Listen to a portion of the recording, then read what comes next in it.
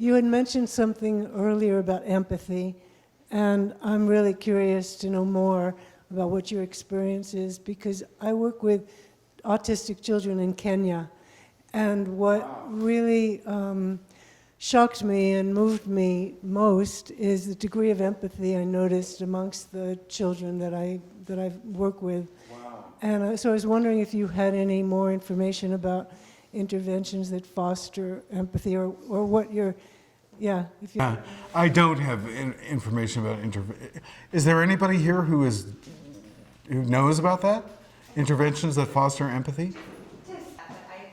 I feel that of the people I know, that many people on the spectrum almost have too much empathy, and that can end up looking like having no empathy because it's so overwhelming. You just kind of have to shut it off to get through your day. Yeah. And so I'm an MFT intern. I work under Janet, who's also a therapist. And a lot of what I've done with my clients around this is actually working on self-regulation, mindfulness techniques, kind of basically building up a tolerance for the strong emotions that let them express their empathy more. And I've definitely seen a lot of empathy in this population. That's beautiful. And yeah, thank you for doing that work. I would say that yeah, absolutely. Even when Ian was very young and had no words and couldn't communicate, empathy he had. Oh, and wow. He showed it in a very, very different way than I expected it to come. So I had to learn his language so that I knew he understood me. But I had to be able to watch for it and see the signs. Otherwise, I wouldn't have known. I understood you had a question. Is that right? You had a question. I didn't want to miss you. Hi. I relatively recently learned about the idea of person-first language, and I was wondering if you or anyone in the room really has any thoughts they want to share on that. I've been kind of back and forth on it, but my wife and I have both experienced some kind of language-based discrimination where, people dismiss her difficulties as low functioning and say that I don't have them because I'm high functioning. Mm-hmm. Yeah, well, I hate the terms high functioning and low functioning, because high functioning underestimates the struggles that people are going through, and low functioning underestimates the talents that could be brought out in a better setting. So I avoid those terms. Person-first language. There's an essay by Jim Sinclair, really the founder of the autism rights movement, called Why I Dislike Person-First Language. If you Google that phrase, you will find that essay. You must read it. One of the interesting things that has been true is that in a lot of my interviews, I've been talking about autistic people. I would say probably the most common criticism I've gotten from parents is, why aren't you using person-first language? And I say, I actually use both. Sometimes I say people with autism, sometimes I say autistic people, but sometimes I say autistic people because my autistic friends like it. That's what they use. That's their choice. And because I know about the history of autism, I understand what an important choice it is.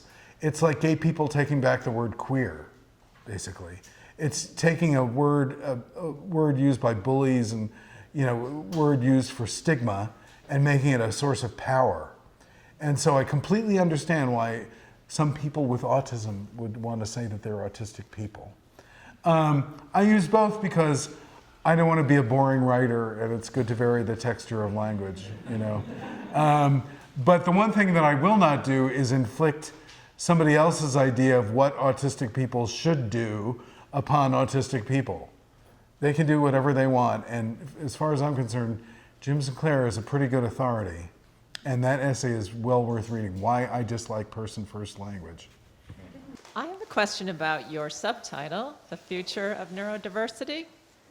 Who can we as parents expect to sort of be the wellspring of making this change in our modern society? Is it going to come from the tech industry, who tends to have embraced to a certain extent neurodiversity in their workforce?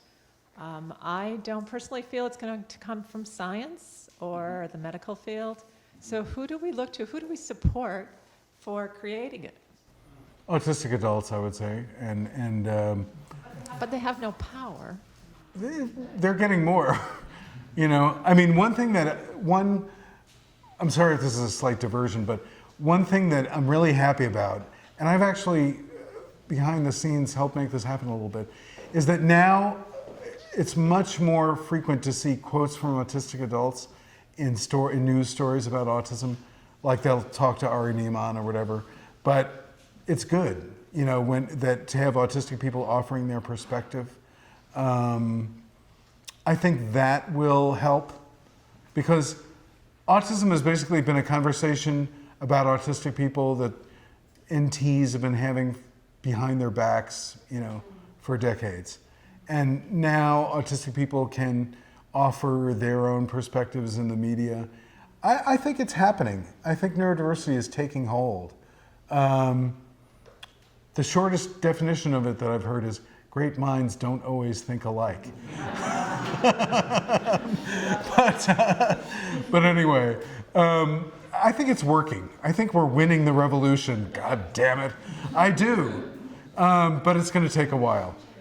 I just wanted to add that, that the Autistic Self-Advocacy Network, of which Ari Neiman is the president and co-founder, is actually doing a ton of advocacy in the area, not just of, like Steve says, being more present and really controlling kind of the media conversation increasingly behind the scenes as well as publicly, but they're also really active in policy change on the national and in the local levels. So there is a lot happening with autistic people steering the ship, and I think that as many people who can support those kinds of actions as possible would be good, because they're doing real world change.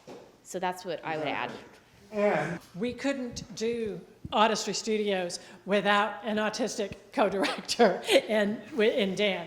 We really couldn't. I mean, the interventions that he comes up with as an autistic adult. And I am a neurotypical adult, and I can be soft and figure out things and be loving and listen really hard. But when it comes from when the interventions or the help or the programs are coming from somebody who lives it and breathes it, it's a whole different world. So I think that, policies are happening and programs are happening. And the other thing that's happening is it's taking hold in academia.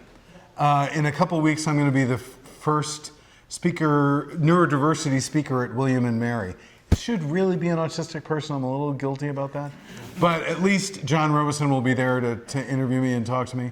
But it's kind of becoming a fad in the best way in academia. And that's going to raise awareness among a whole generation of warriors, really. Yeah. Go from mascot to warrior. Yeah, exactly. Yeah. I want to thank you all for coming, and thank you so much. Thank you.